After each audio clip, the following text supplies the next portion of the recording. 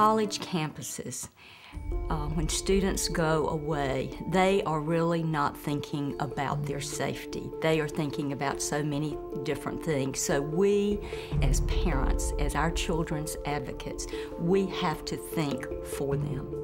You want to make sure, if it's all possible, that your student is sleeping in a building that has fire sprinklers, because fire sprinklers really save lives. They put the fire out, it gives them time to escape. We were told early on in this tragedy when my son died, if there had been fire sprinklers, that Ben and the 4 others that died that day would be alive.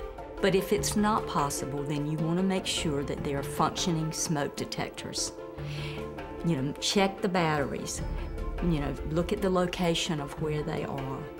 And then, just so simple, is to have an exit plan.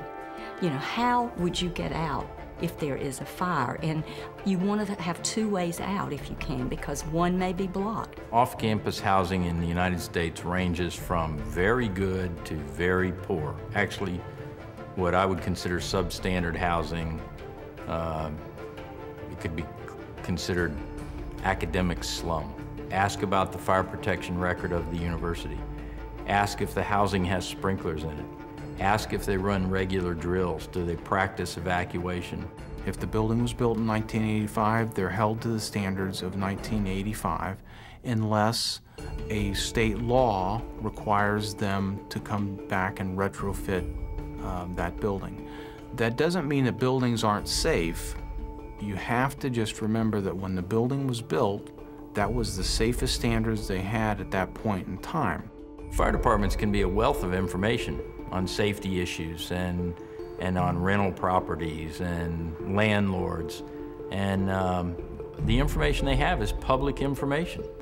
And members of the public, students and their parents, are entitled to that information. So they can contact their local fire department and ask, is this apartment complex a safe complex? Do they meet codes? Did they pass their last inspection?